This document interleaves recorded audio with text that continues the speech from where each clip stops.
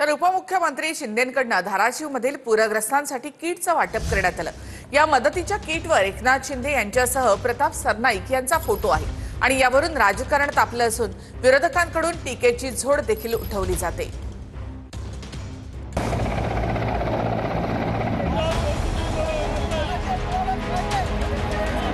पूरग्रस्तांच्या मदतीसाठी उपमुख्यमंत्री एकनाथ शिंदे धाराशिवमध्ये पोहोचले।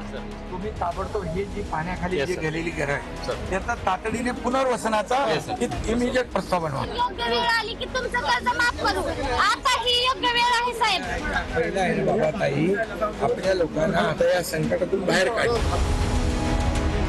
त्याआधी शिंदेंच्या वैयक्तिक मदतीचे 18 टेम्पो भरून किट धाराशिवमध्ये पोहोचले आहेत।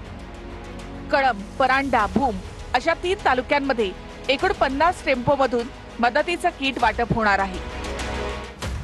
टेम्पोची ही रांग धाराशिव मधली आहे, ज्यामध्ये शेतकऱ्यांच्या मदतीसाठी 12 जीवनावश्यक वस्तूंच्या किट आहेत।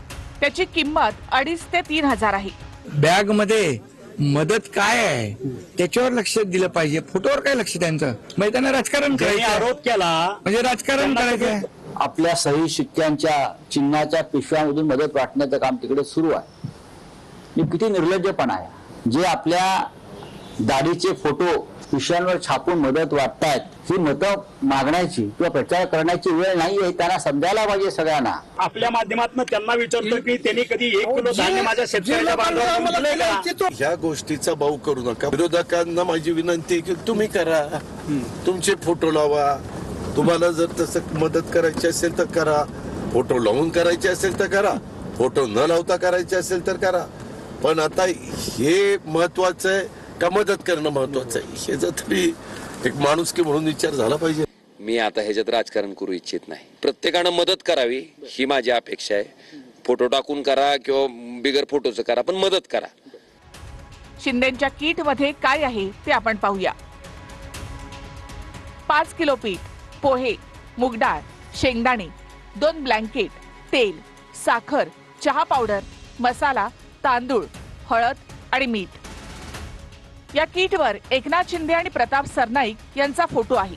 यावरून आता राजकारण तापलंय। धाराशिवच्या सांगवीमध्ये शिवसेनेकडून नुकसानग्रस्तांना किटचं वाटप केल्यानंतर नुकसानग्रस्तांनी शिंदेंचे आभार मानले। तर दुसरीकडे परांडा तालुक्यातील करंजा गावातून शिवसेनेच्या मदतीचे टेम्पो परत पाठवण्यात आले।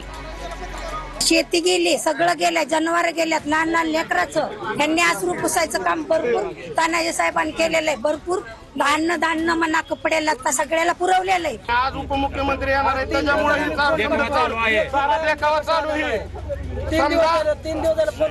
समजा देखावा चालू आहे नाही का पक्षाचाही, आम्हाला काही दिलेलं नाही। मदतीच्या गाड्या लागल्या आम्हाला काही नको, आता काय करायचं आम्हाला, आमचा जीव चालला आम्हाला।